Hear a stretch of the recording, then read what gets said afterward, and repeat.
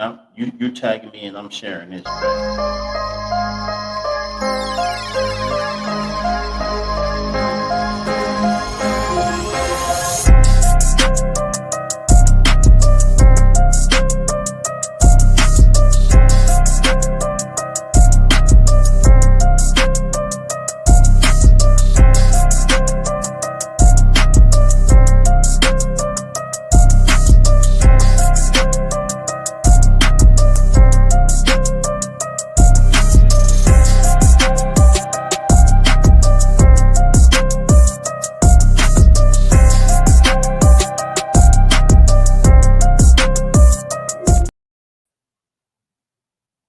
Oh shit. And so that way.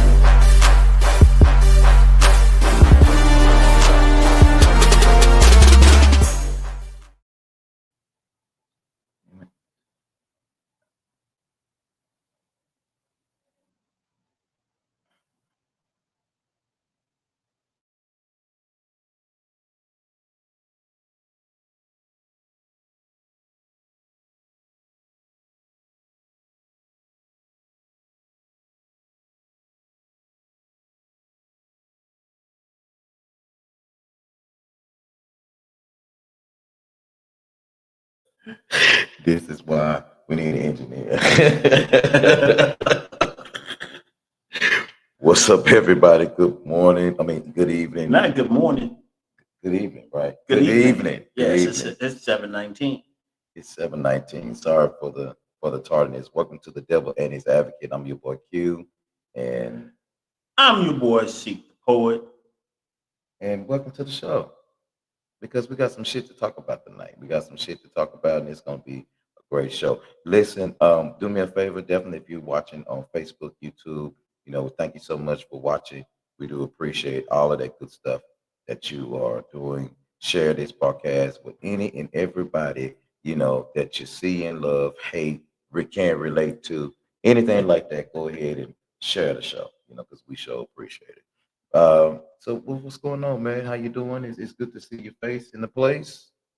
It's good to be seen. They say it's good to be seen when you ain't been seen in a while. It's good to be seen, man. So much happens, so much goes on in these weeks, month, days, hours, seconds.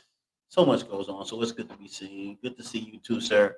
I appreciate it. We got a lot to talk about tonight. Oh, shit. A lot to talk about tonight. A lot of shit that's been going on. A lot of opinions, a lot of shit that we're gonna have to get off our chest. We're gonna have to get off our chest, like for real. Some shit don't make sense to me. Clearly. Some shit don't make sense to me. And listen, I'm so sorry if you think it don't make sense, but it just don't make sense. Do us a favor, like I said, we want you to go ahead and drop your comments.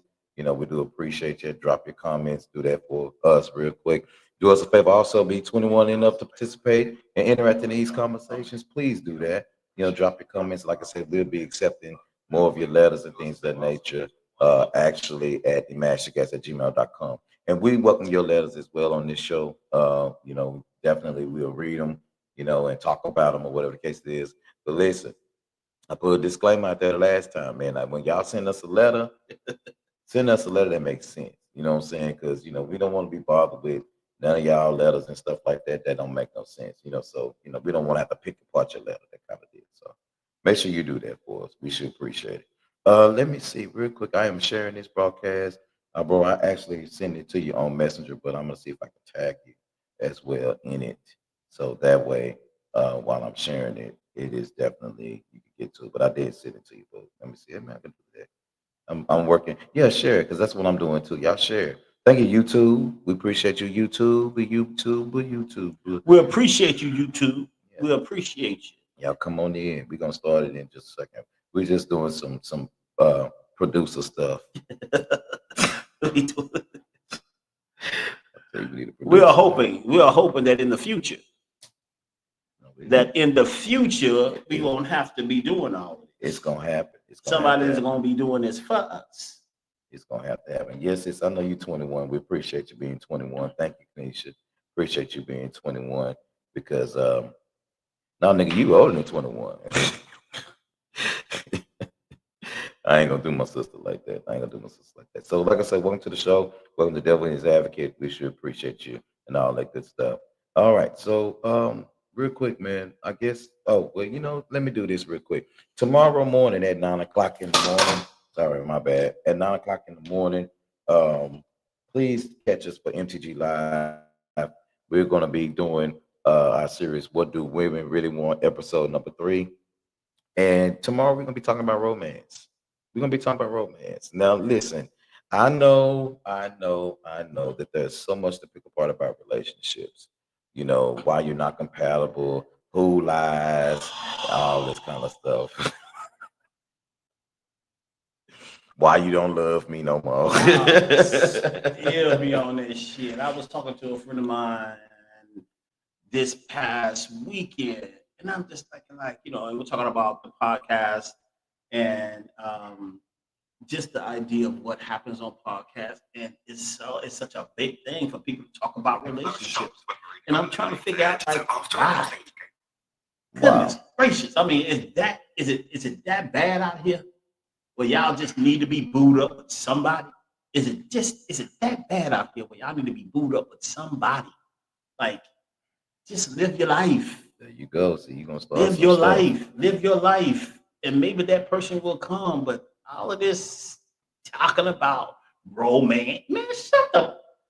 Romance is beautiful, man. Fuck romance. I'm so sick of that shit, man. You sick of romance? Bro? Oh my God, I'm so over it. I think I'm just maybe I'm in my old man stage. I ain't trying to romance you, first of all. Too much work. What is going on with you? Sir, who hurt you? What is wrong? I mean, it's true that there may be some hurt there, but it's also frustration. It's also wisdom as well. Like, okay. There's a lot. Where there is any pain, if you have grown from that pain or kind of worked through the traumas of that pain, there is wisdom there. I honestly think that, that whole romance thing, it's just like a buzzword. Like, niggas just want to. Kanisha says, but it's good to have someone to wake up to. I mean, not necessarily. I mean, I said romance. I'm talking about, straight romance. I ain't really talking about, like relationships and stuff like that. But, sometimes, you can have a certain romantic gesture kind of deal. I like, certain romantic things, Now, listen, I ain't trying to romance every motherfucker I come across, because some motherfuckers don't deserve romance. But, a little romantic gesture every now and then is pretty cool. I mean, yeah. But, people make it their lives. Like, this is what I need. That's the mission. This is what I want. Got to have it. Got to do this. And it's like, man, shut the fuck up, man. Like, got to have it. I mean, I just don't want to sound cynical. I just don't want to sound cynical. However, this is, maybe I need to be a part of this conversation tomorrow because hell no. Hell to the no. I'm sick of it, man. I'm just like, God damn, look at me in 2025. Romance yourself. Okay, because Cassie's gonna be on tomorrow. Cassie Gregory. That's my little sister. Oh, Cassie, I may have to pop in. I work tomorrow, but I may have to pop in. Pop in and watch. Just to watch and be in the comments with my negative vibes. I'm over it. And I'm sure Cassie gonna have a lot to say. She diva number one. She is diva number one. So I'm sure she's gonna have a lot to say. I'm sure Mo is going to have a lot to say. You know what? Let me tell you something. Now Mo actually been kind of quiet lately. Oh, really? Yeah. Because I said, don't nobody want to hear what the fuck you got to say. Shut up. Wait a minute, Don. Yeah. Don't be talking to Mo like that. Yeah, shoot. But you and Mo have talked to me every show. Man, don't be talking to Mo. Man, shoot. Nah, Mo been good, man. She been doing good. She actually's been mentioned, with the other lady, and I'm glad for that. She's the auntie of the show. Man, look, I think it was the last time y'all was on. I was like, oh, all these damn women popping up on this show. What the fuck? I mean, you had at least about 7 boxes. Arrays of women, because it's what they really want. And so when we talk about, and I actually learned a couple of things, I really did learn, no matter what facet in your life, between male or female, whether you are frenemy, relationship, whatever, men and women don't communicate well at all.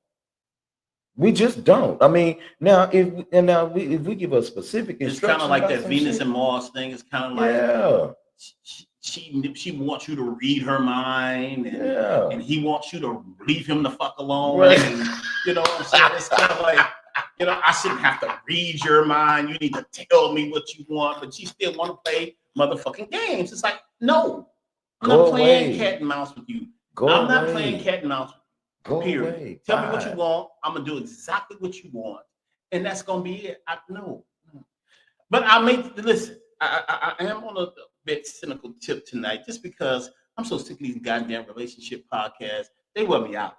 They really do. They do wear you out. And then the main one really that's falling apart now. Everybody leaving it and everything. I think it's a podcast called Tonight's Conversation. The whole huge. Just the whole platform of relationship tips, that they got an app. They are traveling the world. Everybody is leaving it. Obviously, yeah, because that show is like collapsing, like right in front of everybody. It's like crumbling down. It's like, what the hell? Everybody. Now, of course, the moderator, the host, everybody on that podcast, they have some amazing things to talk about. However, something is always going on behind the scenes. It's like, what the fuck is going on behind the scenes where you can't? It's like that crabs in a barrel type attitude towards or off us. Let me say crabs in a barrel type attitude for us when something is actually popping off. Right. And not everybody got something to say. Everybody, my issue is like everybody has to be the fucking boss. Now, and in their scenario, I think that each one of them had something to offer, and then the live shows that they were creating and everything that they had going on. But see, what happens is that some people, they don't understand the difference between real shit and entertainment. Sometimes, when you get caught up in a whole lot of shit or whatever, you say, yeah, this is what I believe, and this is what I believe, and all that kind of shit. True. And then all of a sudden, you see this motherfucker doing what the hell he doing or whatever. And it's like, but that ain't what you said last night. Okay, well, that was for the show. That was for the damn show. I mean, look, a lot of times, a lot of people, they are not authentic. And if you're not authentic by the way that you behave, by what you say that you're supposed to be an expert in, then why the hell should I be authentic behind the scenes? I get that too. What's crazy to me about the whole idea is for you, don't be authentic, claim to be authentic on the show, and then once the show is done, you some other motherfucker. Right. That would piss me off too. You know what I'm saying? So be authentic if that's who you are. Like, if that's who you are, be authentic. Right. But what's interesting about some of these some of the people, some of the hosts now that's now speaking out, of course they're gonna build their own platforms now too, and people gonna come over there. Everybody's gonna split up, and now just all of this shit is just crumbling apart, and everybody want to tell their side of the story. So you wait till this time. Like, what is it about this time that has you so anxious now to tell your story? Right. Like, that couldn't have been nothing that happened up until you either being fired or leaving the show or this, that, and other. That was no way that it could actually be a thing. Like, right. I understand. Don't get me wrong. I understand that sometimes things, it's time to end. It's time to transition. Time to go somewhere else. But this was some fuck shit. Some fuck shit. This literally was some fuck shit that happened. People got in their feelings. People got in their own way. And there was no way to come back from that. Now you don't even have tonight's conversation anymore. Right, exactly. You don't even have it no more. Like every moderator. Even the old moderators are now making TikTok videos of what was happening back then. It's like, so you motherfuckers actually had Iyanla Vanzant on your show? What? Iyanla Vanzant You actually had Iyanla Vanzant on your show speaking about relationships when y'all's motherfucking relationships was falling apart? Come on, man. Come on, man. Let's fuck it. Okay, so you got your pad. I do have my pad here. I appreciate it because it's just I just made a screensaver so we can stay on the agenda. But we off already. That wasn't even on the agenda. Oh shit! I was supposed to cue the videos. That wasn't even it. Man, could I do it real quick? I mean, I could. But we can just talk about it. Fuck it. So so what's first on the agenda? First on the agenda is Marvin Sapp ass. Oh shit. Marvin Sapp ass. We finna take a drink. We about to talk about Marvin Sapp's ass. Now we got the midst of the oath because these are the cups of truth. This is the cup of truth. We promise to tell the truth, the whole truth. So help us be the devil's advocate. Be the devil's Salud. advocate. Salud. Yeah. It wasn't even that bad. I was a bit scared there. Okay. Let's do it. Since Q is a preacher. Bootleg preacher. Since Q is a preacher, we gonna let him start. We gonna let him start us off in this conversation about the incomparable, the amazing. Because I love Marvin Sapp. I love Marvin Sapp as a gospel artist. I don't know him as a preacher. The man with a gospel and R&B voice. Man, I don't even know why you doing this. Marvin Sapp. Yeah, this is it. I'm gonna pull it up. Locked his church doors. Wow. Go ahead. I'm sorry. I just want Marvin Sapp locked his church door. Told the ushers to close the door. Close the door. Close the door. Don't move. Listen. Over there. There's 20 of y'all in here that got $1,000. There's 1,000 of y'all in here that got $20. We need to raise $40. Okay, so let's do this because I got the video ready. I'm gonna play the video. It's only a short, so it's not gonna be that long. We play the video, and then when we do, if you would have wasted my drink, man. Clumsy, motherfucker! I'm so clumsy today. Everything's clumsy. Okay, so we're gonna play the video. After we play the video, then y'all let us know what you think. But we're gonna talk about it, of course. So let's do this. Let's talk about it. Let's do this. So I'm gonna do this. And so Mamara's like, moderate, like, what is you doing? What is he doing? How he doing that? How he doing that? I know she's doing it. Okay, so that's what we're gonna do.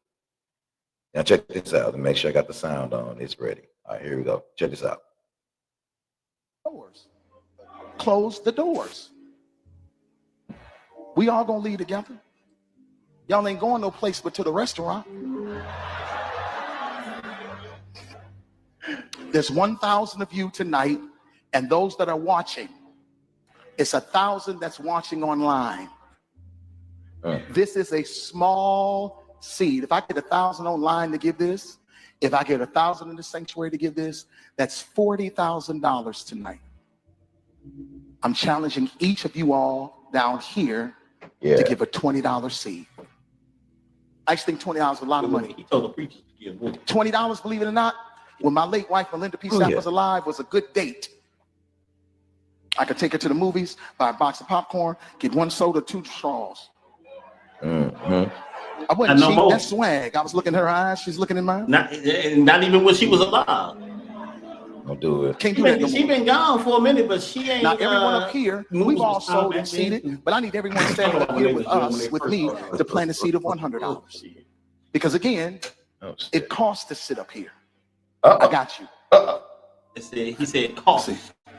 So put your 20 away, preachers. Oh shit! Damn, we had enough of that. We've had enough of that.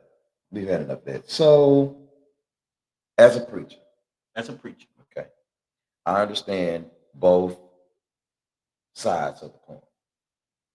Both sides of the coin. All right. One side of the coin, I understand that ministry needs money to work. Ministry has to have money. Did he ever say what the money was for? Hang on. I ain't that. Can I get there? I said two sides of the damn coin. Okay. I know I'm long-winded, but I'm gonna cut this shit down just a little bit. So two sides of the coin. Ministry needs money to work, no matter if whatever the specific $40,000 is for. If it was for the building, if it was for the children's ministry, whatever it was for, pay the mortgage, whatever. That it takes that amount of money to do that, or some amount of money to do that. Now, whether if his church had been giving, or if they saw a decrease in the giving, the reason why he came up with a sum of $40,000 is still up for question, because nobody knows this $40,000. All right. So typically preachers give more, because you are, and he's not lying when he says it costs you to sit up here. Now, when I was in ministry, a lot of different times when you are at different places, different churches and stuff like that, they'll ask the congregation to give $5 for preachers. You give $20 to $100 or whatever it is. It always happens that way. Make sure y'all drop your comments. Are the preachers on payroll? Hang on. No, hell no. I mean, so the preachers are not on payroll. I mean, they are expected to give more because they are preachers. Well, depending on the size of the ministry, they may have certain preachers on payroll. Okay. Like minister of music or whatever they're calling them now. That person may get paid a salary kind of deal, something like that. Or I'm really playing the devil's advocate, because I'm a little preacher too. So yeah. So after that, so after that particular piece of it, okay, because again, ministry needs money to work. There are certain members of certain churches. Well, hell, across the board in Christianity, the Baptist Church, Church of God in Christ, Apostolic.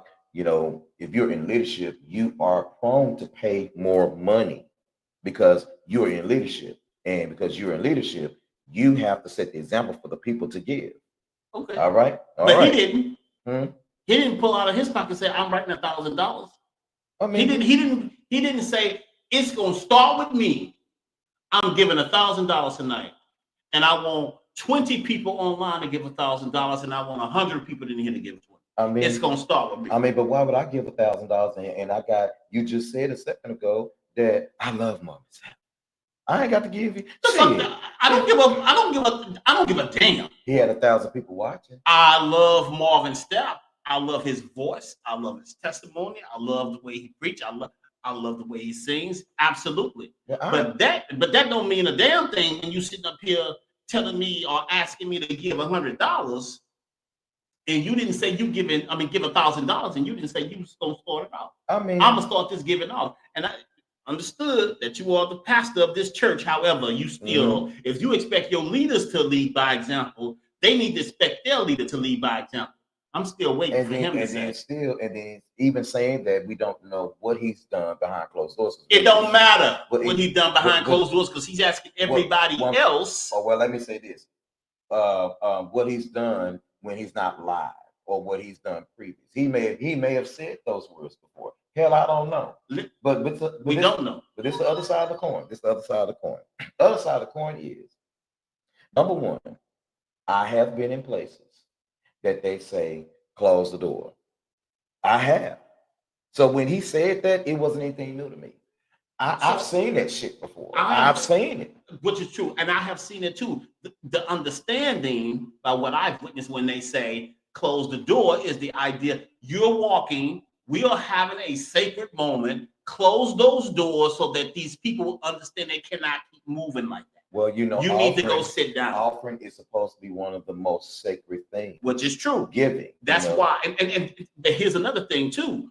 That's why it's not unusual to you and I, because we have sat in pews on stages, in rows with ministers, where the offering is going on, and you know you're not supposed to move. People are moving around in the church. Close those doors. So I get that from a church boy's perspective. I get that from a church going perspective. However, when you have motherfuckers in the church that just got to pull out their phones, got to record, got to send it out, got to post it. It's like, man, you got to be careful about what you say and you do in these pulpits. This is not me taking up for Marvin Sapp. This is me understanding it from both sides of the coin. First of all, you didn't say I'm gonna lead this off with $1,000 because I'm a leader. All right. Okay. You started with the people in the pews. It don't matter. Okay. If you are the leader and you expect the ministers that you lead to give, they need to see what you do. You should have started it up. You know what? The reason why I'm chuckling is because I agree with you 600,000%. However, he's Marvin Sapp. Who gives a damn? Well, you don't give a damn. Yeah, exactly. But they give a damn. That's the reason why. How? That's the because the motherfucker who posted this online didn't give a damn and found it an issue. Well, I mean, I'm not saying because if there's an issue, I have an issue with it. I do have an issue with it, but I'm just giving you. I actually don't have an issue. I got an issue with it. Let me tell you why. I'm gonna tell you why I got an issue with it. Why? I have an issue with that because even though, like you say, as a church boy, you know, we have seen this shit before. True. You know, and it's out of respect of the pastor's authority. The reason why he could say close the doors. I mean, what y'all looking at? Close the doors. It's actually kind of disrespectful for you to get up and start walking this time. No, the fuck it ain't. No, it the fuck is it's not. disrespectful. I'll get up and walk when the fuck I want to. No, during prayer, during baptism, whenever I want to walk, I'm gonna walk. In moments in the church, Hell you no. understand this as a lay member in the church. It is disrespectful for you to get up and start walking willy-nilly. Whether it's time for you, whether you don't want to be a part of this part of the service or whatever the case may be, you know that it's disrespectful. Let me tell you something. I'm the devil today. I don't give a goddamn. When I want to walk, I walk. But clearly that's what other people has that same thought process, that same perspective. But see, that's the thing, because at the end of the day, you're my pastor. Now, if you say, please close the doors or please have a seat. No. Hell yeah. Because let me tell you why. Because at the end of the day, what's going to happen is you're still going to want people to respect you. So you're trying to say that he was rude in the fact of saying, please close those doors. No, I'm not saying he was rude, but let me tell you where he went wrong at. What he went wrong at for me was when he said we need $40,000. Okay, close the doors. Now, in my mind, you knew you needed $40,000 before you even got to that place. Okay. See, I because I think a little different. So if you need 40 grand, 40K, make that known up front. Okay, go ahead and finish. So make that known up front. There are a lot of people, a lot of pastors that get up in front of the congregation before they even get to offering. And they'll say, hey, listen, y'all, we got XYZ, you know, that we need to get done. We need to raise $40,000 today. So today during offering, if you can, ministers, give XYZ. Everybody else in the pews, those y'all watching online, I need y'all sow a $20 seed. Okay, there's a way that you ask people for money. There's a way that you give because we are in a treacherous economy right now. And we are in a treacherous economy right now. And I bet you, there is somebody in that fucking audience that has an issue paying some kind of bill that they need their $20. Then they don't give. Then you don't give, but at the same time, if I don't have it to give, you're not gonna keep me from walking because at the end of the day, when offering comes, church over.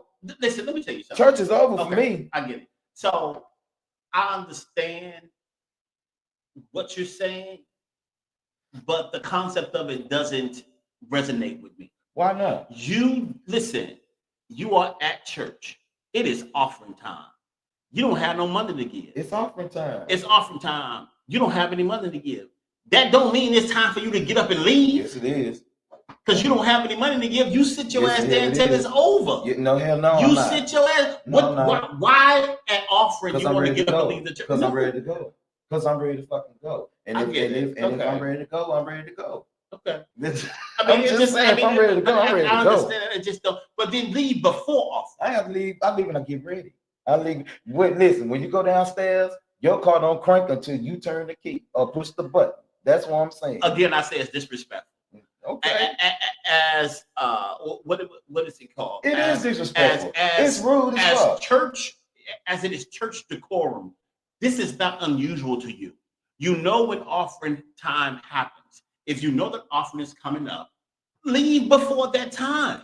If you don't have any money to give, okay, you don't have any money to give. This is about you feeling a way that you don't have any money to give. And then you disrespecting the order of the church. But even if I had it to give, I'll leave.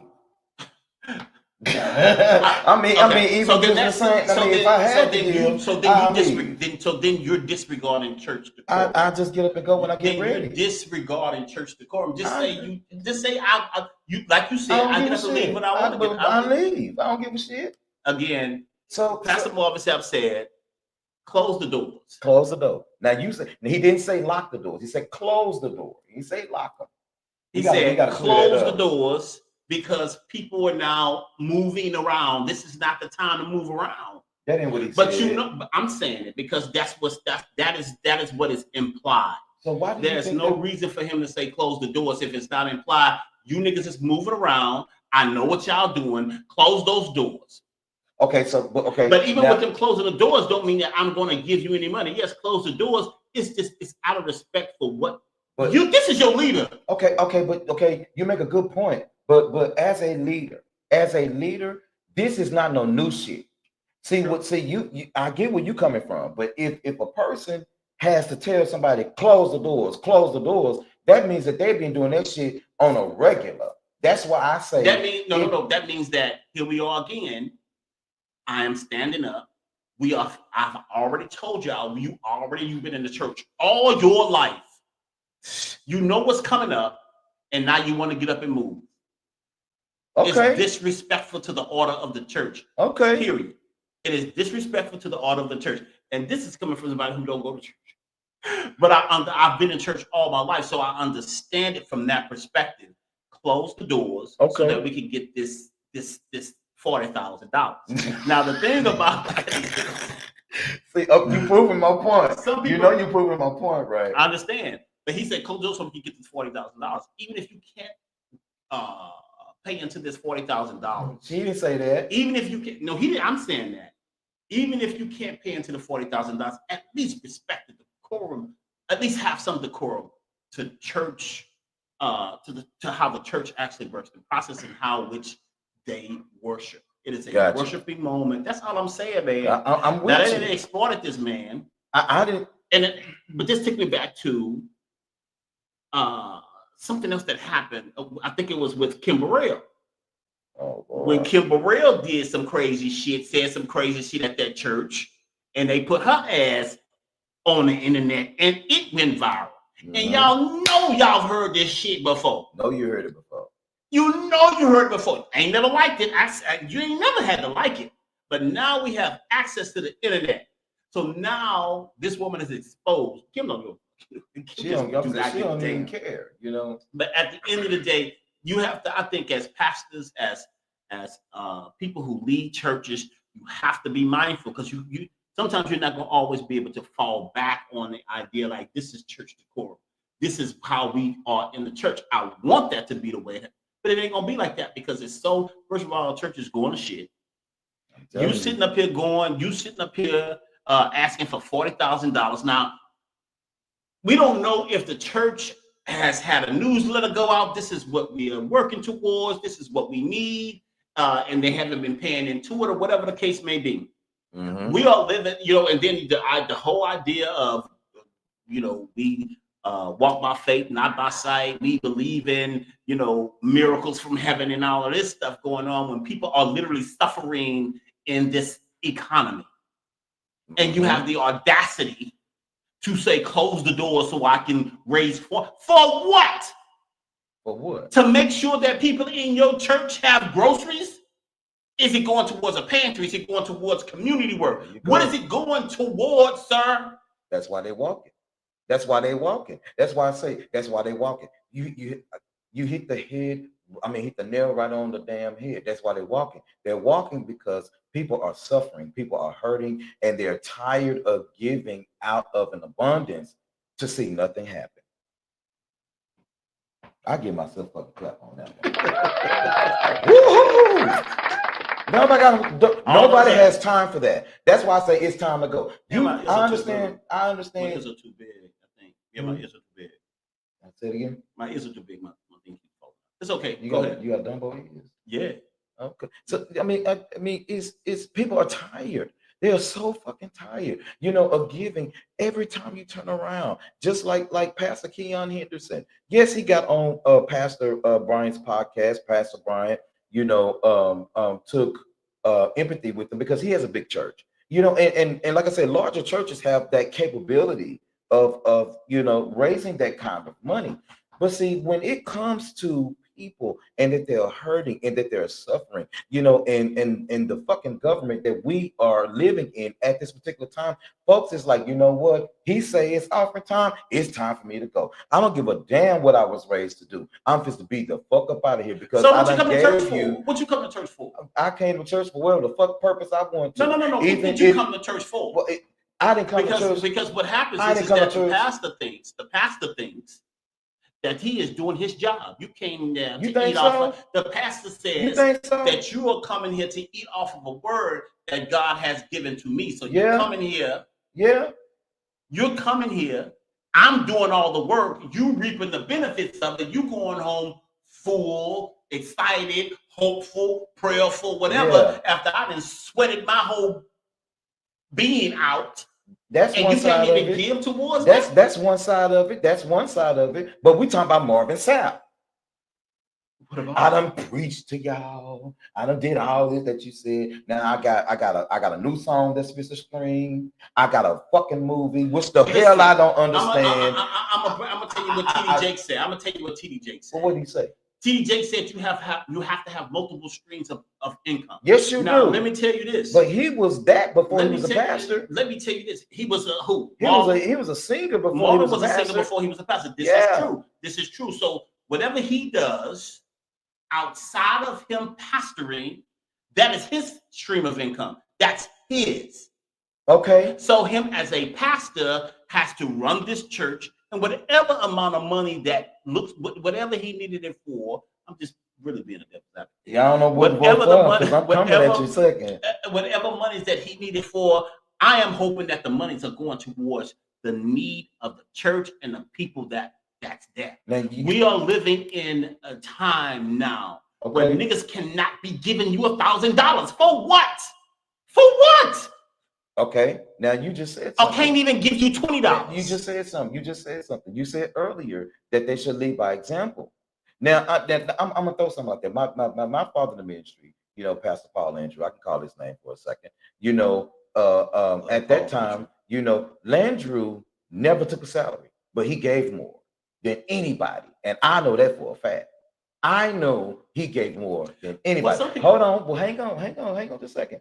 Now, you just said this man, to live in this economy because of who he is, we all have to have different streams of income coming in. True. If you have a steady stream of income off of songs you done made in the fucking 80s, okay, that you're still getting paid from, that you're still making money from, you have books, you got a movie, which I don't understand why Marvin Sapp got a movie, and I don't care what the hell you say, I don't understand why he got a movie.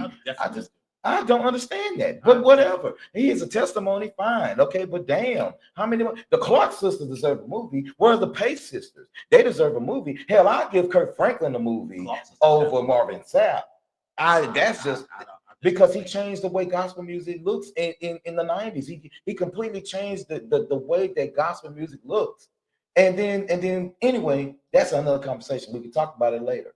But why isn't a book of that place where it needs to be? Because what you do is, if you're not doing, and we're just talking, y'all, we're just talking, we don't know what he's doing, but if he's not placing some of that where it needs to be. Why rely on the people who are already struggling to do this?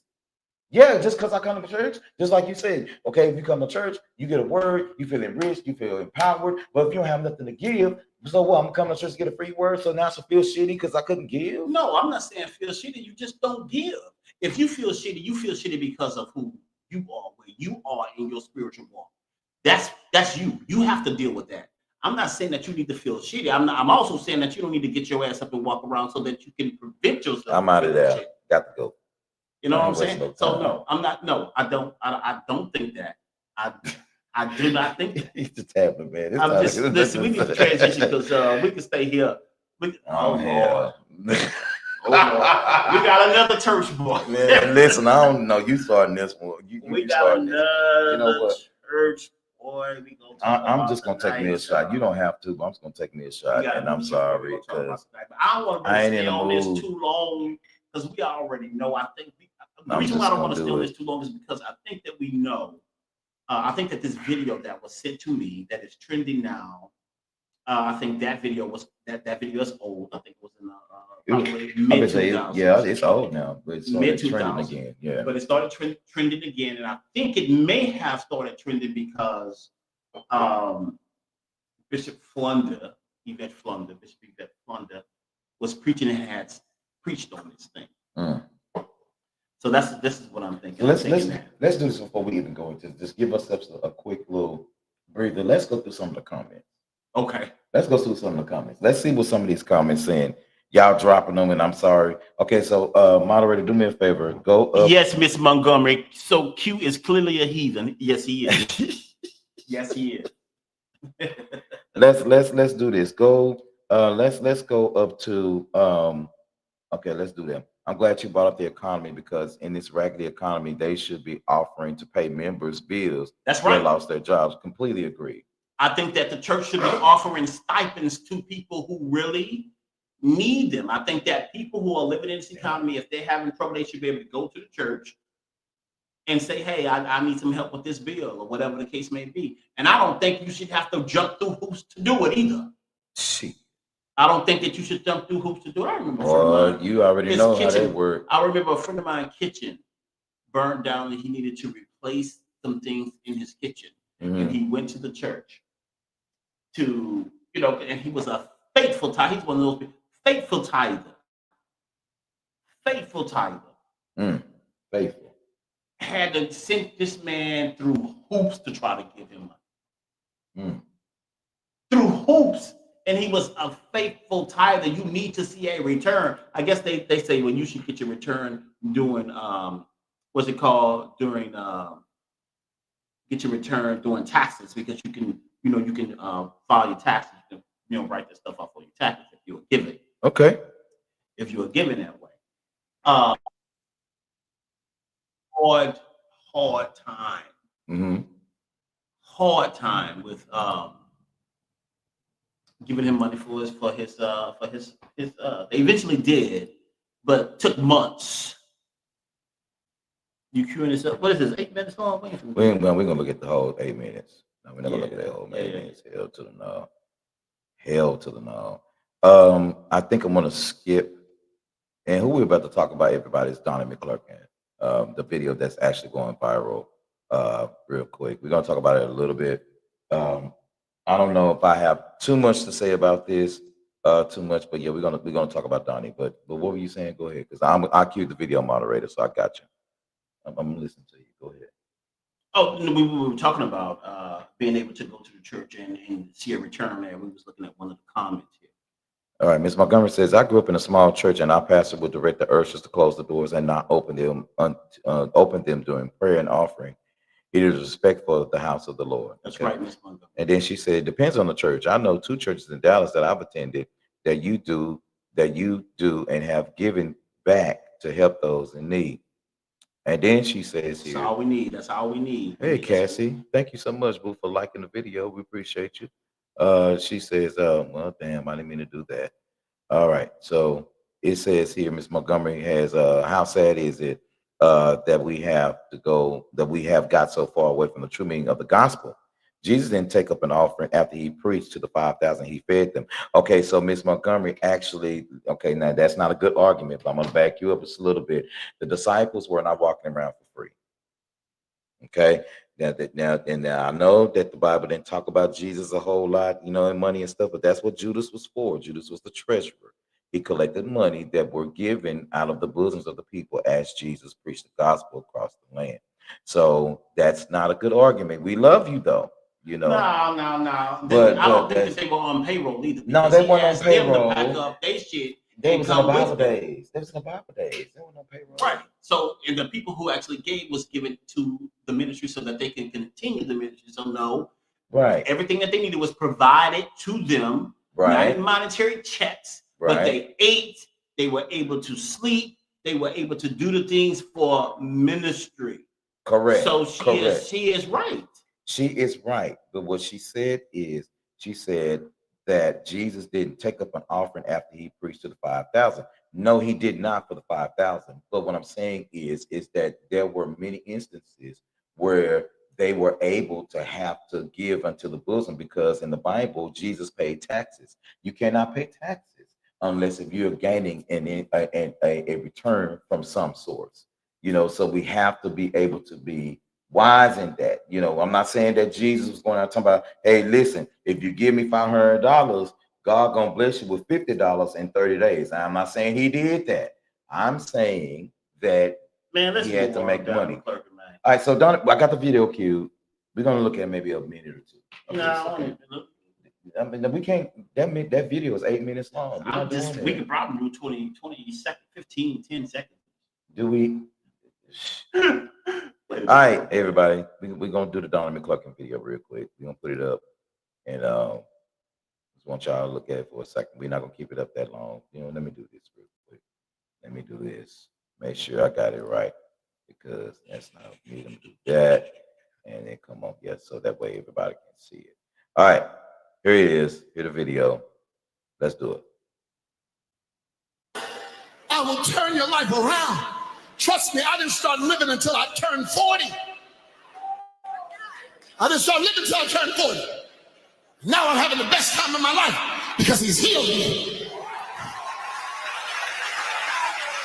So my 50 is like 20 all over again. God's given me back the years that the palmer worm and the cankerworm and the caterpillar has destroyed. He's given me back the years.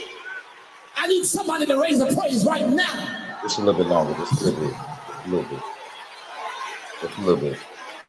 And I understand. Hear me, musicians, singers, young people, all in this room. I understand. Man, I understand how it is to have a heart for God and a lust for sin. Ooh. I understand how it is to want to stay in church. The reason why you're in church now is because there's something in you. You're not crazed. You're not wayward. You're not that buck wild. The reason why you're in church is because there's something in you. But you also know that while there's something in you for God, there are other people in church that appeal to your lust. Okay, that's enough of that. That's enough of that. Yeah, we do that one. That's enough of that one. Hey, Cassie. Hey, you, what's up? See you in the morning. See you in the morning. That's one of my girls that's going to be on in the morning for What Do Women Really Want. So, go ahead. Do you need to take a shot? I don't need to take a shot. Yeah, because after this, we're gonna take a quick break after this. And when we come back, we'll finish what you got over there. Listen, we're gonna always we're gonna lift up Donald McClurkin. Donald McClurkin has we're gonna lift him up in prayer. Continue to make sure that brother is blessed by God. This was an old video. I think Bishop Thunder had brought this back out because people are still, there's still people in the church preaching against homosexuality and also trying to have homosexual sex with people who are in the church. So that night, I believe that night, he offered his telephone. He offered his room key. If I'm not mistaken, this is the story. Mm-hmm. He offered his room key to somebody who was there, who preached there when he was preaching, but then to come to his room, and the person told Bishop Flunder about that. I hope I'm getting the story right. Allegedly, we're gonna say this allegedly. Is all allegedly. We're say allegedly. The guy told Bishop Flunder about it. Bishop Flunder asked the guy for the key to the room, and Bishop Flunder actually went to the room and confronted said person about how they can preach a sermon like that and then want to lay and have homosexual sex with someone who was actually at the church. To hear him preach that, which and how of an oxymoron that is, and you're leading people astray and you're not living in your truth. So that's what's trending. I don't want to spend a lot of time on that because Donnie has since said that yes, he struggles. He is now, I believe, living as free as he could possibly live as a pastor of a church and as a man of God or whatever the case may be. So there's no secret that he has had these struggles, but we haven't heard anything post that since then. I think she was just making an example of what's going on still in the church now today. She used that as an example. So I guess obviously I'm the devil this evening. It got to be. Okay, look. Okay, you're right. You're right. You're right. You're right. Okay, you are absolutely right. I don't know why this video is trending again. It really absolutely makes no sense to me. But this is what I want people to understand. And I'm gonna be done with it, and we can move on. We get a break right quick, and fuck it. After that, okay. Man, we got to get to Jasmine Crockett, man. We got to get to this. I don't understand this concept. Okay, first and foremost, I don't understand the concept of any man or woman preying on children in church and continue, because I believe his story. We don't know that that was a child. Well, no. That was an adult man. No. He said since he was 8 years old. I don't believe that he was talking about somebody that was his age messing with him. He said he was looking for the love. He said he was looking for the love in other men. He didn't say children. He didn't say kids my age. He said men. So my issue comes in whether he's gay or not, because anybody could say somebody is gay and they completely, because there's a such things as effeminate men, and they swear to God, that the man is gay and he's not. So there are a lot of different things. But the thing to me is that we allow this kind of pedophilia in the church, whether if it's a man on a little girl or a woman on a little boy or whatever it is, and not say anything. And then we still call on God and make gay people feel bad for the bullshit. Now, let me tell you something. I try not to talk about sexuality or not a lot. But the thing is that you cannot continue, because the shit's still happening to this day. The shit's still happening. And then, the main denominations, have these big flaming punks in their church. And the thing is, and I hope I don't offend anybody by saying that, I'm saying, but you have these big feminine punks in your church, and all of a sudden you want to condemn a whole community that's trying to get the same equality, do the same things that they're trying to do to make sure that they can have a simplistic life, the American dream, just like everybody else, love who they want to love. But then you condemn them, but you have the exact same example in your church. And you sit back and you see this, and you pay them, and you sit at their tables, and you love on their mothers and their fathers. And then you turn around the moment that they come out, you don't have nothing to do with them. But then when your choir and shit starts sounding bad, you want to call them. When your food don't taste that good because they don't know what seasoning you put in, then you want to call them.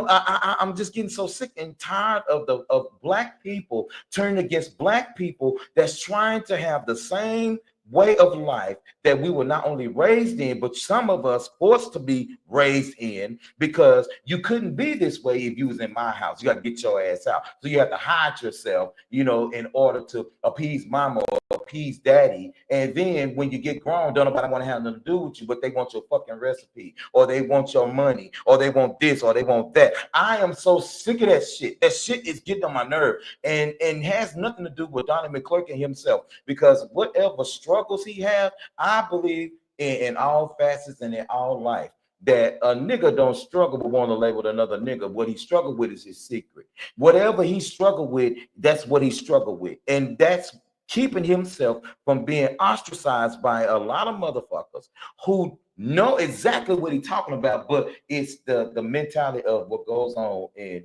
this house stays in this house, and you don't have the right, because you're going to embarrass me and your family when it comes to the things that you supposed to not like at all, when it was a whole lot of gay shit in the Bible that we use as preachers to overlook the same things that you're trying to cover up that's in your fucking face. I'm sorry. I went on a tangent. You did go on a tangent. My bad. So I think sorry. We're gonna tie. We're gonna put a knot in this, and I think I want to just bring this on in. The Q's diatribe was not specifically about the situation that happened with Donnie McClurkin. Correct. He had went deeper in what has and why people are not as forthcoming, and then you have certain type of things happening in the church. So anyway, again, that's Donnie. That's Donnie. Let's take a break. We love Donnie. Let's take a break. It'll be about 40-something seconds, but we take a break. You can pour up the next shot, because it's segment 2. Clearly. Because you need, but y'all stay with us. We'll be right back. Let me get the video, man. I got it moderated. I got you. Let me get the video. We'll be right back.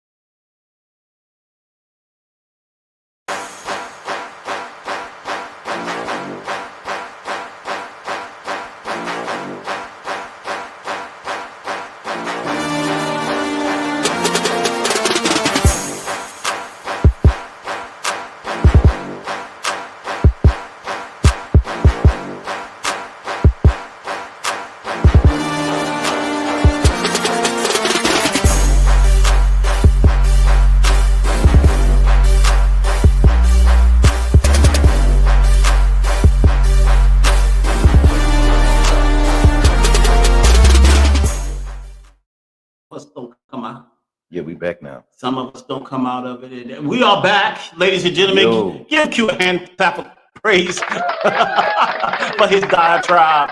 Y'all pray for my brother over here, man. He had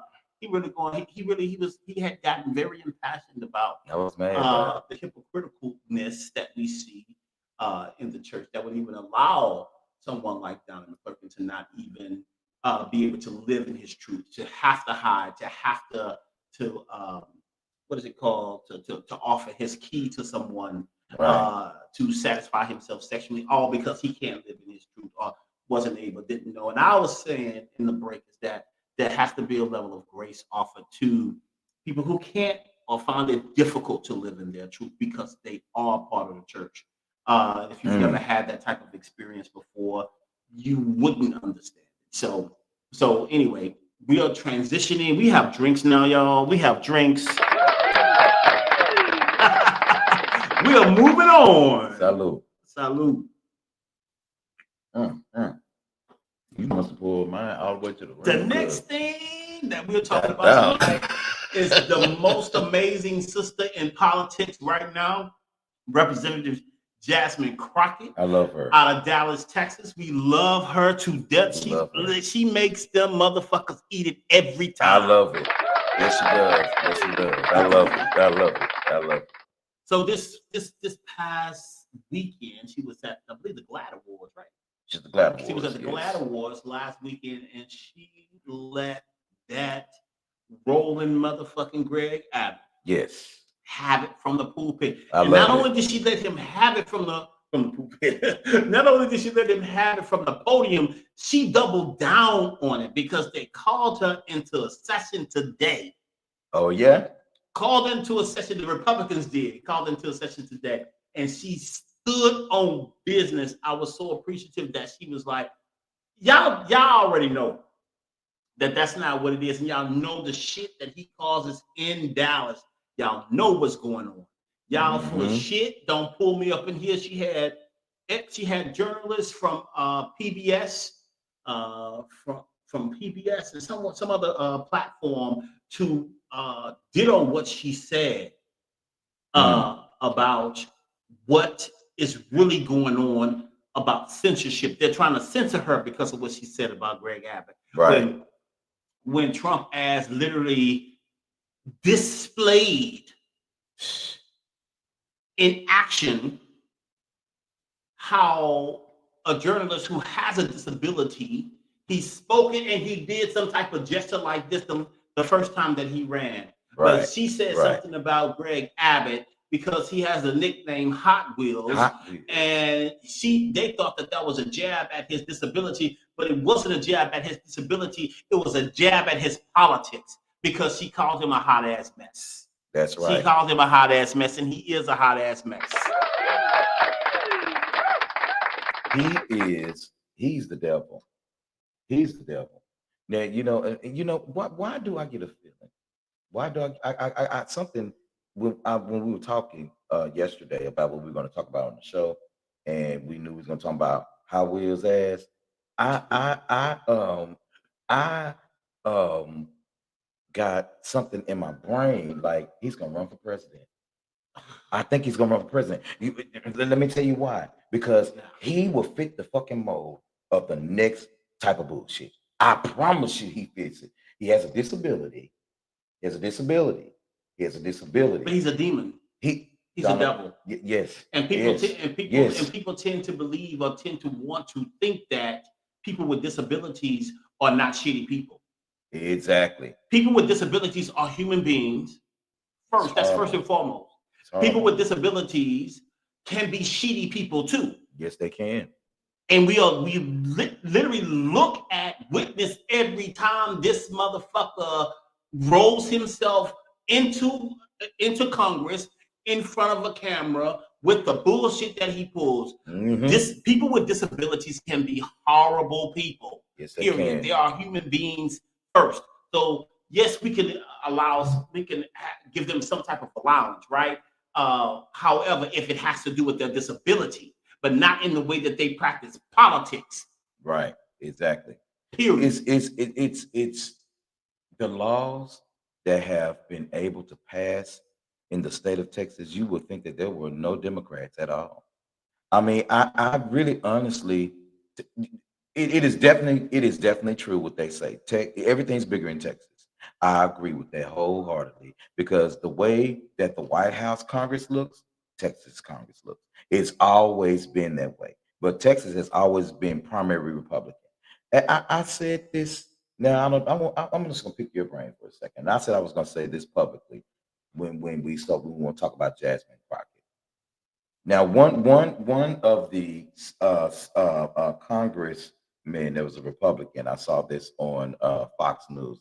Them assholes, they were saying that if the Democrats want to see true suicide, they will go ahead and let Representative AOC and Jasmine Crockett run for president, vice president, because it will be definitely Democratic suicide. Right? Check this out. Now, I agree with him. That will never happen. Those two will never get elected. I've always said that America, no matter how much qualified former First Lady Hillary Clinton was, no matter how qualified former Vice President Kamala Harris was, that America will never hire a woman to sit in the top seat.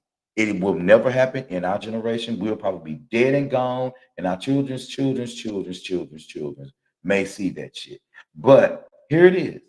What if we, as a people, now I don't know how this gonna work.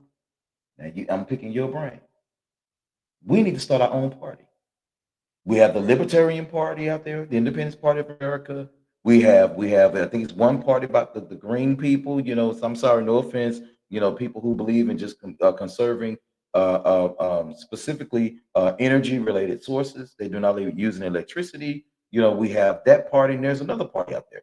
But why, as Black people, don't we have our own party? If history serves me correctly, now I may be a little bit rusty on my U.S. history, but the Democratic Party was one of the most racist parties in America at one point in time. Okay, now up until Abraham Lincoln. So when you look at things like that, why don't we have our own fucking party? Why we can't call it the Harriet Tubman Party of America, or why can't we call it the Civil Rights Party of America, or whatever the fuck it is? Because I'm so sick of us trying to fit in these veins that we don't belong in. What do you think that could happen? I mean, no. You don't think we can do that? No. Okay. Why? I don't think that would ever happen for us, because we are too divided as a people. First of all, slavery did many things to us. Mm-hmm. But one of the biggest things that it did to us was make us divisive within our own race. So, as I said before, and I will always say this, we always talk about how Black people are not a monolith. All right. Okay. Black people love to say that we are not a monolith. We love to say that shit. But the true monolith is white supremacy. Mm. You will never see anybody never say that white supremacy is a monolith. But we were done so bad during slavery, making us divisive towards one another, that is now in our DNA. Wow. So we could never have a party of Black folk supporting Black folk on Black shit all the time. Okay. Do you know why? Okay. Did you not see those ignorant motherfuckers in the White House supporting Trump? Yeah. Standing on that type of business? Right. When he when literally has shown blatant racism. And that's just a small fraction of us as a people and how we steadily support the monolith with his white supremacy. Okay. So I do not believe I will never believe that until there is a great showing, and we definitely couldn't call it the Harriet Tubman. Are you crazy? Oh yeah, you might be right. The type of abolitionist that she was. Exactly. Absolutely not. That's we are crying out to be like wiped off the face of this fucking earth, like they're trying to do now with our history. You're absolutely right.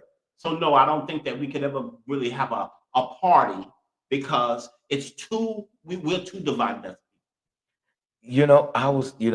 I had this conversation with one other person, and she said the exact same thing. We're too divided as people. Too divided as people. We have so many different things and so many different belief systems now. Than back then, everybody believed just about the same. But thing. And also you have to kind of understand, like a lot of Black folk were Republicans back then because they literally believed in pull yourself up by your bootstraps. There you go. And people were actually out doing certain things, acquiring certain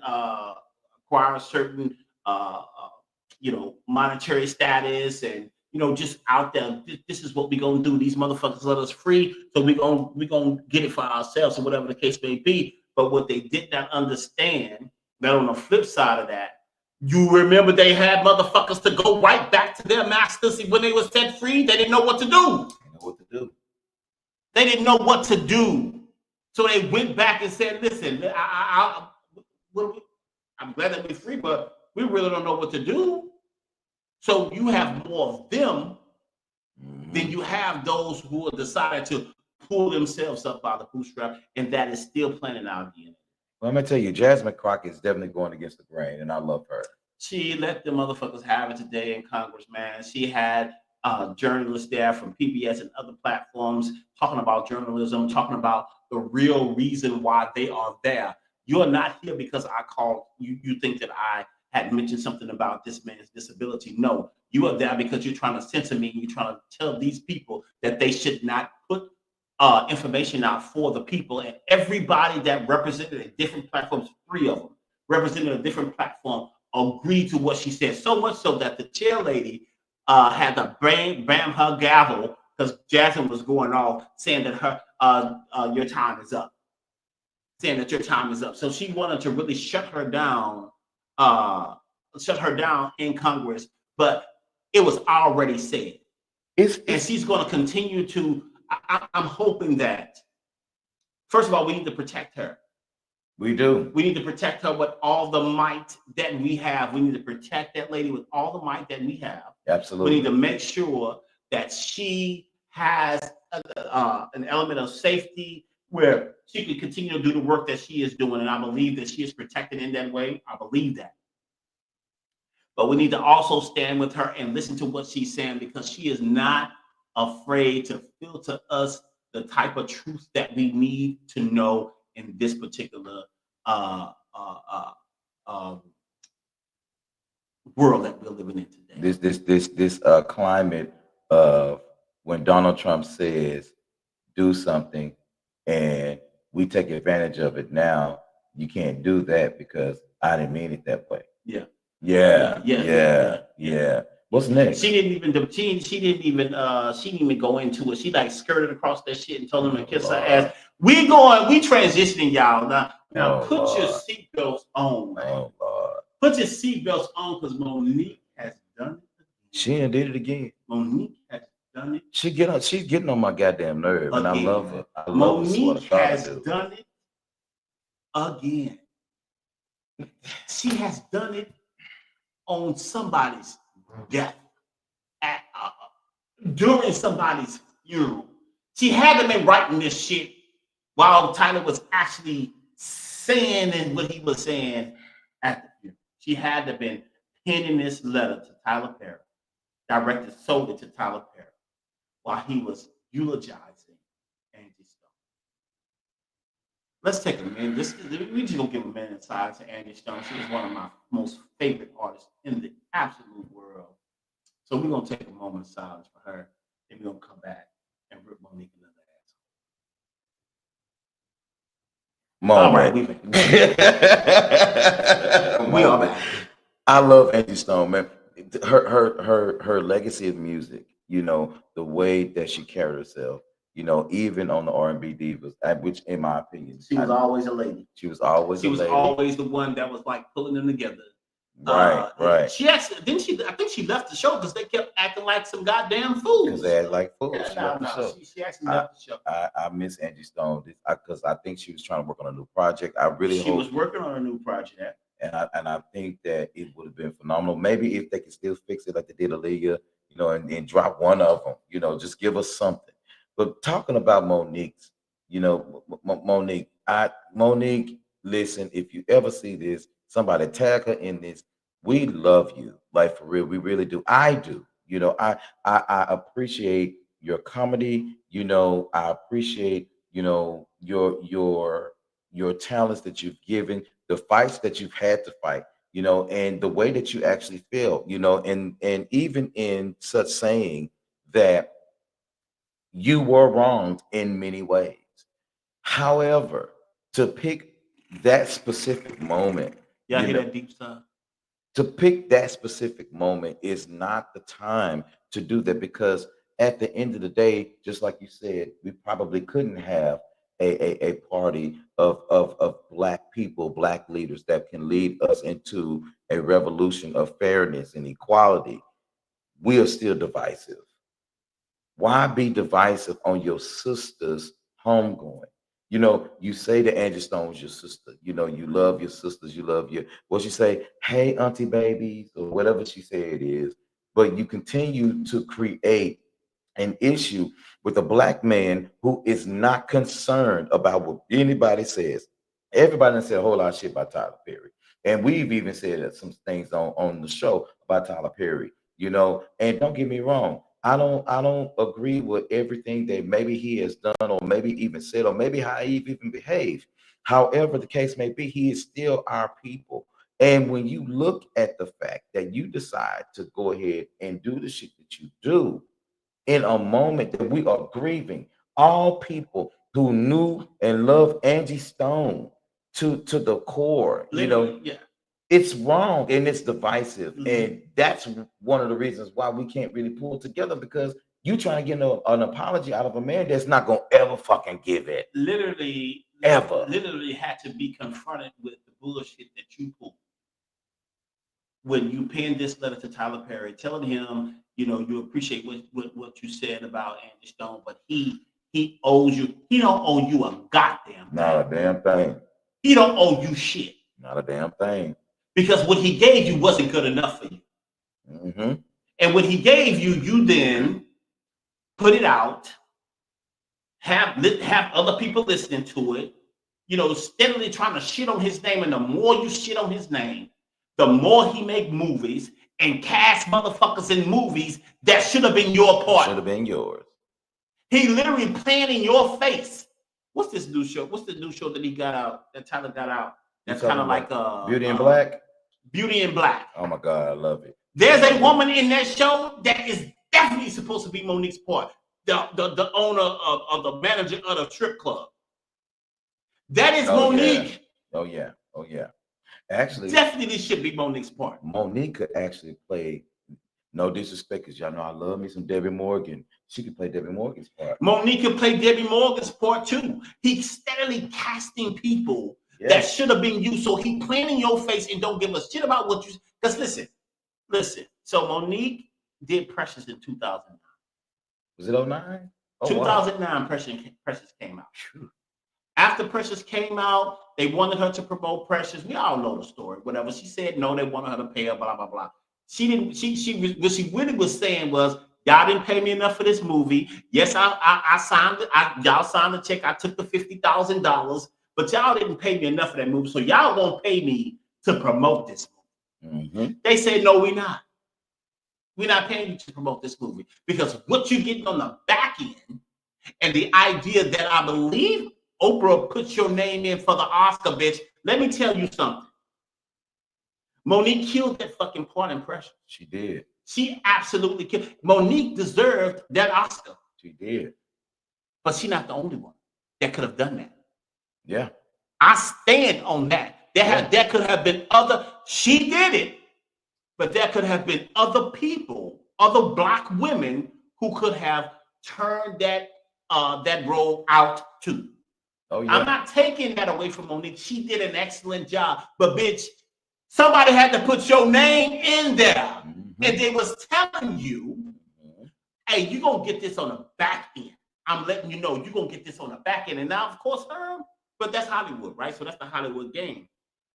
Monique, Tyler, Oprah, and Lee was playing a Hollywood game. That's just what it was. Monique claims to have wanted to do something different, right? She wanted to do something different. So she said no, she wanted to pay for that. So they decided not to. Okay, don't fuck with her no more. Precious in 2009. The next time Monique worked was in an independent film called Blackbird. That was in 2014. Yeah. Right? Monique had already done dozens of movies prior to that. So she was already a multi-millionaire. Mm-hmm. Mm-hmm. She was already a multi-millionaire. Blackbird came out 2014. I didn't like her role in 2014. They could have got somebody else to do it, but hey, people fuck with Monique. They feel a certain way that she was did wrong or whatever the case may be, so they put her in Blackbird, right? Okay. And then Monique was cast in Bessie. I think I was talking to you. Mm-hmm. Monique's character, what's the singer name? I can't think of her name right now, but Monique played Ma Rainey. Monique played Ma Rainey and Bessie and killed that fucking poor. She deserved another fucking Oscar. She deserved another Oscar. She killed Bessie. Here we are again. People fucking with Monique. They putting her back in movies. Queen Latifah say, listen, I need you to come and play this character. We gonna work this out for you. We gonna work this out for you. Yeah, Bessie. And then she did Almost Christmas. Funny as shit in Almost Christmas. Shit. Monique is working. Funny as shit. Monique is working, right? That's 2016. Right? Yep. So she mad again because ain't nobody fucking with her after, I guess. Right? 2016. Then she goes into a lull again as far as work is concerned. But Almost Christmas did crazy money. She was excellent. She was. But guess what? Oh boy, that produced Almost Christmas also said that Monique could be, difficult to work with. Wow. So now that was in 2016. Here we are in 2023. So that was another lull because, of course, she believes that she was blackballed. But you have a big part to play in this shit too. Got to. Right? It's not just ain't nobody just out here making you look like shit if you ain't add to it. Everybody ain't gonna say the same thing about you, sis. Exactly. Everybody ain't gonna say the same thing about you. That's just how I feel about it. 2023. So from 2016 to 2023 was a lull. She did the reading. Yeah. I think that's. I don't know. Is that Lee Daniels the reading? Maybe. I don't know who did the reading, but no, Deliverance was Lee Daniels. Deliverance was Lee Daniels. The reading, I think the reading was her. I think she produced the reading or something like that. I heard her say she produced the reading. But Deliverance wasn't that before the reading? That was after? That was after the reading. Okay. So this woman is working. Mm-hmm. Her last movie was last year, which is The Deliverance, which I loved her in Deliverance. She was funny as shit. It was great. It was good to see her, whatever the case may be again. So she had some lulls in her career, but she has never not worked. And she's in BMF. Wow. So 50 Cent actually went online and said, listen, man, we need to put this woman back to work, blah, blah, blah. He fucked with Monique, he put her in BMF, whatever the case may be. There are people out here. This is what I'm getting to, y'all. There are people out here that fuck with Monique. Monique need to fuck with people who fuck with her. Exactly. And this is a lesson to all of us, for all of us. Fuck with people who fuck with you. Those who don't fuck with you, don't fuck with them. God damn it. Period. That is it. Like, seriously, at the end of the day, here it is ago. This is 2009. It is now 2025, and you still begging for an apology and recompense from a man who literally does not care. Don't care. He don't care. He don't fuck with you at all. And let me tell you something else. I wouldn't fuck with nobody either who stood on stage multiple times and told me to suck their dick. Exactly. What's next? I'm trying to figure out who you waiting for. Because you told me to suck your dick because you can't possibly want me to apologize to you. So y'all send y'all loving prayers to Monique. Hopefully she will find some type of closure about this particular situation. But at the end of the day, y'all drop y'all comments down in here if y'all think that Monique still has the right to ask Tyler Perry for an apology or want an apology from Tyler Perry. Now, keep in mind, she has told this man multiple times to suck her dick and has said it on stage. Yep. Right? Yep. She has took the audio that she recorded of him saying, he did her wrong and he should, make good on it and blah, blah, blah, blah, blah. And she has exposed it, let other people listen to it, to damage his name before he could even apologize. But she still wants this man to apologize to her. And not only does, I think at one point she was wanting monies that she possibly could have made because she was blackballed. I believe she was. But that's what happens when you run your mouth too much. That's what happens when you stay in your feelings too much about people who don't give a shit about you. When a person don't give a shit about you. This is the thing. Like, so hold on. We put you in a movie. I just want to just look at this from a different perspective. Go ahead. We put you in a movie. We offer you a fee. You agree to that fee. We ask you to, hey, come and support this movie. Listen, we don't really pay for the promoting of the movie, but we can guarantee you, which it is a guarantee. Okay. On Tyler alone, even if she didn't get any Hollywood movies outside of Lionsgate, right? On Tyler alone, you would have made that money back. It only take one. He can only one movie. Just one. You would have made all that money back. Right? And then and would have still been gainfully. Say, listen. Gainfully. None of this. So we're not gonna pay you for that. But you're gonna get that money on the back end. Come promote this movie, man. We'll give you this, that, and the other. What she was looking at is like, now these motherfuckers got money, they can pay for this. And then of course her husband was videoing that.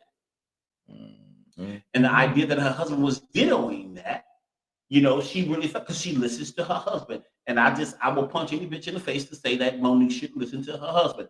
That is her husband. That's her husband. She calls him daddy. She says that he raises her. So you have to respect that woman and her relationship with her husband.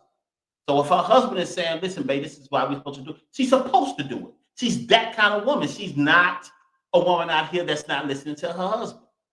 And I hate, I promise you, people that say that she need to get rid of her husband, I think that is the weirdest shit ever. You think that's the weirdest shit? I think that that's the weirdest shit ever, because that's that woman's husband. And we don't need to tell her that. That's her husband. It'll come to fruition. But that's what we do. Like the same situation with, what's her name? The escape girl. What's her name? Not, was it Tasha or was it Toya? Well, what's her name? Huh? Say it again. You want to put something up? No, I thought it was coming. I wonder. Oh no. Yeah, I wonder about, Miss Montgomery should have come in. I wonder about the issue between her and Tyler. It's almost as if there is something personal behind it. It is definitely personal. Oh, it's personal. It is definitely personal. That man said that he was going to apologize to me. He was going to make it right, and he did. At least he did in a time frame that I thought that he should. Exactly. And when he didn't do it in the time frame that I thought that he should, I got on stage and I told him to suck my dick. And not only did I tell him to suck my dick, I told him, Lee, and Oprah to suck my dick multiple times. She has said that in different settings. And I don't understand how you think that is going to garner you. Tasha Scott. That's her name. Tasha Scott. Tasha Scott. Escape. Yeah. You know, she did the versus thing, the versus challenge or whatever, or that Chris Brown started. That's his song or whatever. Yeah. And she did not the versus challenge, but the residuals challenge. Yeah. Listen, if she pinned that piece, I was like, absolutely, yes, ma'am. She did. Yes, ma'am. Listen. That is the way you take responsibility in your shit. Now, of course, you know, Tasha's still kind of captive, whatever. Yeah, she has her own feelings behind that too, which are warranted. I'm not saying that Monique's feelings are not warranted, but the way how she wrote that piece in residuals, I was like, absolutely. She did that, absolutely. You know, and she took the time to say, you know what, hey, what y'all was saying was either right or I expressed my feelings about it, whatever. And what happens is that it creates some kind of bridge. Yes, there's still, because I think Tamika went on and she said, my sister didn't say nothing to me about that or whatever. No problem, whatever. It created a conversation. That could have. And she did it through music. And she did it through She was creative about it, and she did it through music. Monique has the ability to do several things. Exactly. And she could have been creative about it, but she has continue to be nasty about it. So anyway, I don't want to talk about her no more, but I will talk about her again if she do some more fuck shit. If she do some more fuck shit, absolutely, man. So anyway, we gonna hope that there's some healing energy that happens for Monique, even though she is reluctant to receive it because she wants to be right in this situation. And a part of the idea of being right is that you don't accept when you were wrong. Let me tell you what the medicine that she needs. The medicine that she needs is shut the fuck up. Just shut the fuck up. Because at the end of the day, when it's all said and done, why continue to poke a horse that's not gonna move?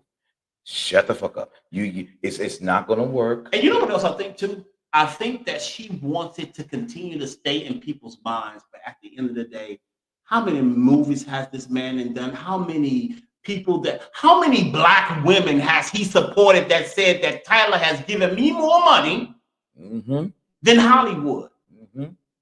Yep. So since everybody's, and she said this too once before in the interview, everybody's experience with Tyler Perry is not your experience. It's not yours. Tyler Perry has Black Hollywood on lock.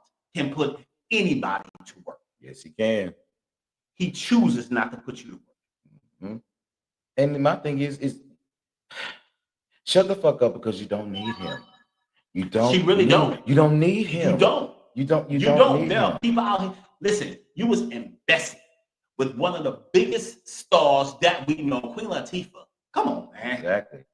You don't. Come need on. Him. You don't 50 Cent is huge in television right now. You don't need you don't even need an apology from Tyler. Fuck with people who fuck with you. We are transitioning now, y'all. We are transitioning. Sing me some love, please. Thank God. Nia Long put her hands on Sherri Shepherd, turned her around, and said, "Bitch, you've been shading. You've been shading me." I love Sherri around, swooped her around and said, "You've been shading me on your show." Sherri said, "No, not you. I love you, Nia Long. Not you." She said, "Yeah, it was you, Hope. I'm coming to see you." You know, it's crazy though that it seems like I love Nia Long. I've loved her forever. They say Nia is little. Sherri is little. They say Nia is smaller than shit. But I love her. Absolutely. I love her. I mean, she's such a lady. She's beautiful. She's sexy. She is always just been a great actress in anything that she's played in, which I think she was kind of typecast, but that's none of my business because whatever. But Nia Long is like one of my favorite actresses. Sherri Shepherd has come a long way. She's always been this woman who has been upfront. Always been funny. She's funny. She does things in a way that's like, oh, I would have never thought that she could do that. And she proved Hollywood wrong. She proved them wrong. She didn't even think that she could stand up on The View the way that she did. And she stood her ground in everything that she believed in. And I watch her show. I like her show. And I have never seen her say anything about Nia Long. The only drama Nia Long has had was with her half sister, Samora. So we know that hopefully and gone by now. And her divorce. Her divorce. And her divorce, but Sherri did says, "Hey, you know what? I stood up for you. I stood up for you even with that." So it's very interesting. Anyway, this is going to be a short because we need to cut this down. I need to go. It's hour 33. It's hour 33. Okay. Yeah. So look, Sherri said, "I've never done that to you, but you can come on my show and we can talk about it." Exactly. You can come on my show. Let's do it, and we can talk about it. So I'm going to be looking for that to actually happen because if you approach somebody, touch them, swing them around, and say, "Listen, you've been shading me a lot," and I'm thinking like, hold on. Don't put your hands on me, first of all, and you sit up here telling lies. You're sitting up here telling lies. So the idea that girl was a girl was able to do that to Sherry at an opening night at a play in front of other folks, a big play too. Denzel Washington and Jake Gyllenhaal in Othello on Broadway. So it's nothing but stars there. Right. And you come and you approach me, pull me around and say, you shaved me. So it's like now it's a thing. Yeah, you need to come to the show. You need to come on the show and we need to talk about what you're talking about. So I think you may be misinformed. And I'm going to give you about 10 minutes of my time. Because if it was me, I wouldn't waste my goddamn time. I'm like, man, I ain't saying nothing about you. I put your hands on me though. That's what I'm talking about. You grab me, you know, Yeah, and so and my thing is, and see, you just can't invade my space like that and grab me because you're gonna make me lose every fucking thing I don't work for. Yeah, you put your hands on me. Something is a bit wrong. Something's a bit wrong. So let's keep looking and see what that is, man. Hopefully, Nia Long comes to the Sherry Show and she is able to sit down and say, you know what, I am sorry about that. I was missing. I don't care. Two sisters hug out. Two sisters hug it out on television. I don't care. Two sisters hug it.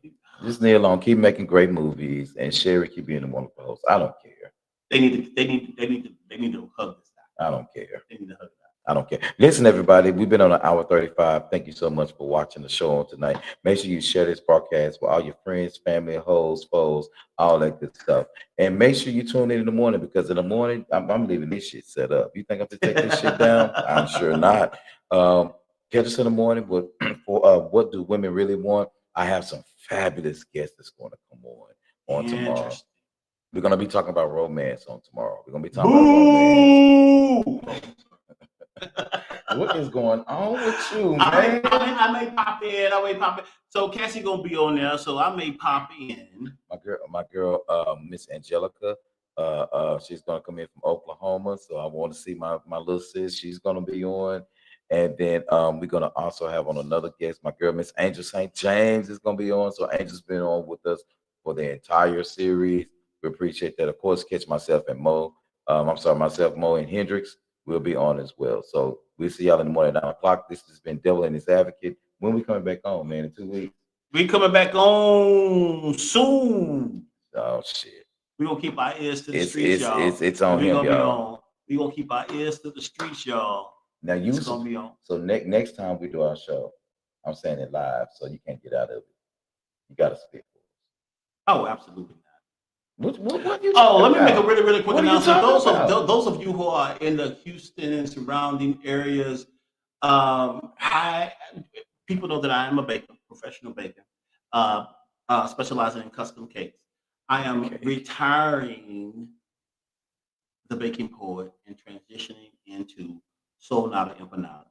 If you follow me on all social media platforms, there is going to be information pushed out to you about what's happening with the actual business. So don't call me no more for custom cakes because I'm not doing them no more. I am focusing completely and solely on my next business venture, which is Soul Food Empanada. So I don't get no cake? No. Are you serious? Absolutely. You fucking serious? I am absolutely serious. No, we could have a whole ass argument. I do have people who I can refer you to, but you won't be getting the cake. No more cakes. No more cake. You serious? Absolutely. All right, y'all. Bye. I got that whole ass attitude. Peace out. See y'all in the morning. See y'all in the morning. Y'all have a good one.